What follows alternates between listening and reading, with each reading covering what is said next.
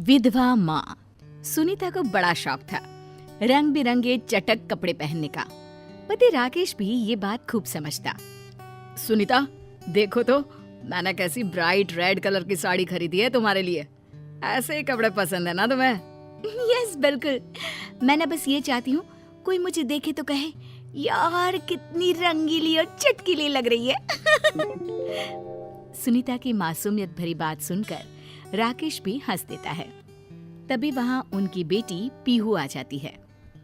माँ मुझे भी दिला दो ना इस रंग की फ्रॉक। जरूर बेटा, लेकिन पहले मम्मी की तो अलमारी भर जाए, तब जाकर मेरे और आपके कपड़े आ पाएंगे। नहीं बेटा, कल मैं आपको लेकर चलूंगी मार्केट। वैसे भी राकेश, दिवाली आ रही है ना, और मुझे घर सजाना है। हाँ मैडम, मैं आपके शौक जानता हूँ। पूजा में तुम्हारा कितना मन लगता है। सच में सुनीता, तुम्हारे शौक पूरे होते रहे, मैं तो बस इसीलिए कमाता हूँ। कुछ दिनों बाद सुनीता राकेश को कहती है, सुनो ना, कल से मैंने सुंदरकांड का पाठ रखा है, हो सके तो छुट्टी ले लो ना ऑफिस से। मुमकिन नहीं है सुनीता, सबके इंक्रीमेंट का टाइम है। अब मैं हाफ डे ले लूंगा कुछ दिनों के लिए। सुनीता के घर आए दिन कोई ना कोई पूजा पाठ चलती ही रहती। फिर एक दिन पड़ोसन कहती है, अरे राकेश भैया, सुनीता कहाँ है?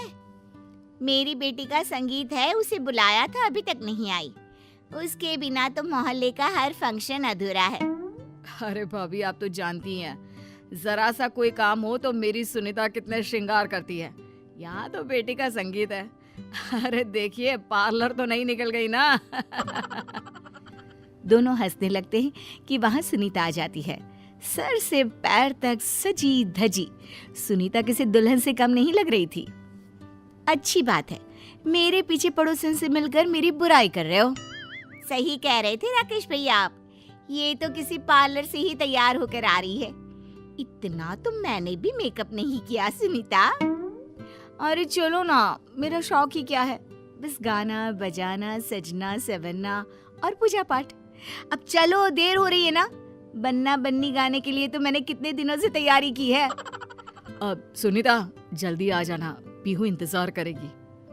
लेकिन जहाँ नाच गाने का कार्यक्रम हो, वहाँ से सुनीता को जल्दी कौन ला सकता है घर।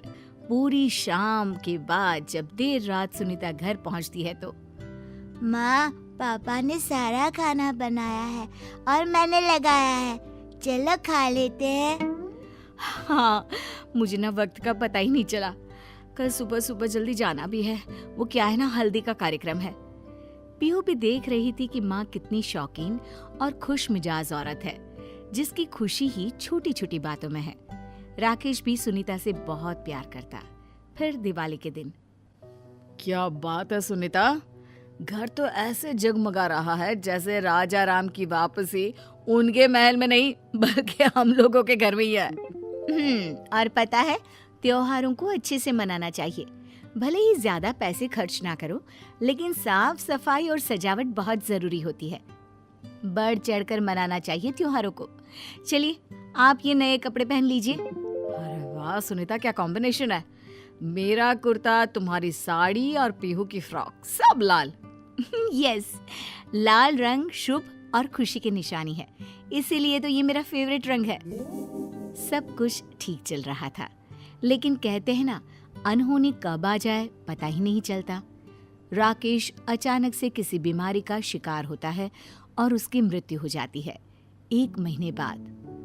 माँ कुछ तो खा लो, पापा के जाने के बाद से आपने कुछ भी ठीक से नहीं खाया। पीहू बेटा, मेरी तो सारी खुशी ही पापा से थी। वो नहीं रहे तो मैं भी जी कर क्या करूंगी। तभी सुनीता की माँ कहती है, कैसी बात कर रही है बेटी, तेरे भी पिता का समय से पहले ही स्वर्गवास हो गया था। मैं भी यही सोचती तो तुम लोगों को कैसे पालती। पीहू के लिए ही सही, पर बेटा तुझे जीना है। सुनीता को माँ की बात ठीक लगती है। धीरे धीरे वो खुद को संभालती है।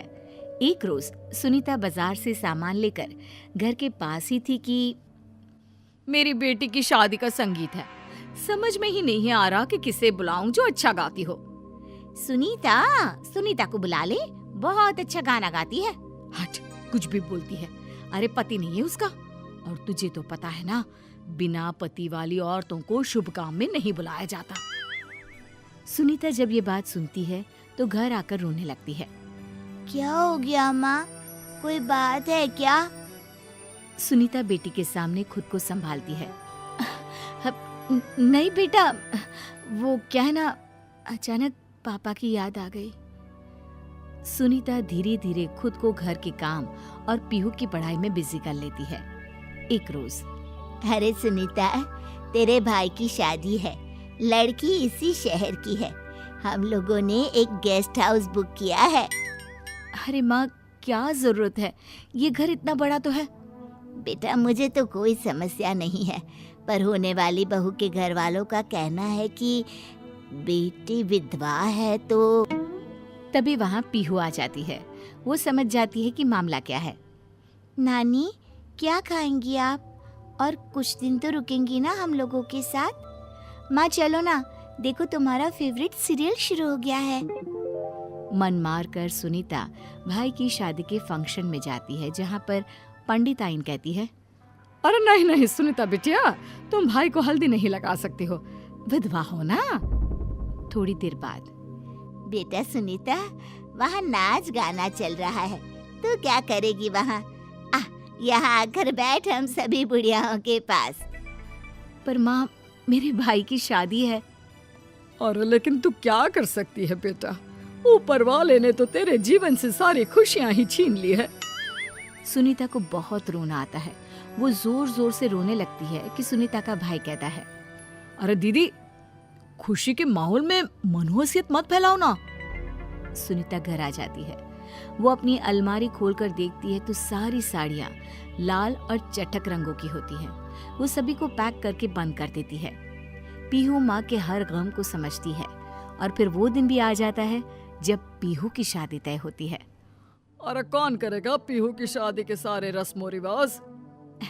मैं करूंगी, मेरी भांजी है वो, या फिर पीहू की बुआ कर ले। लेकिन तभी पीहू बोल पड़ती है, मैं शादी तभी करूंगी जब मेरी माँ शादी के सारे रस्म खुद अपने हाथ से करेंगी। लाल रंग की वो वाली साड़ी पहनेंगी जो पापा लाए थे, याद है ना माँ? सुनीता की आंख भर आती है। तभी पीहू माँ को ढोलक ला कर देती है। माँ, जरा गा तो वो बन्ना बन्नी वाला गाना, जिससे पूरे मोहल्ले में रौनक लग जाया करती थी। सुनीता को बेटी का सहारा मिल जाता है। वो मुस्कुरा देती है, लेकिन जैसे ही वो ढोलक बेटी के हाथ से ले रही होती है कि पड़ोस की बुढ़िया बोल पड़ती है, अरे ये तो अपशकुन है। अपशकुन? मेरी बेटी की शादी है, माँ से बड़ा शगुन बेटी के लिए कुछ नहीं होता। और हाँ, ये नहीं है तो क्या हुआ, इनका प्यार और नाम आज भी मेरे साथ है। समाज को बदलना ही होगा। फिर क्या, पीहू की शादी का सारा काम सुनीता बढ़ चढ़कर पूरा करती है और विधवा माँ के हाथ से ही पीहू की विदाई भी होती है।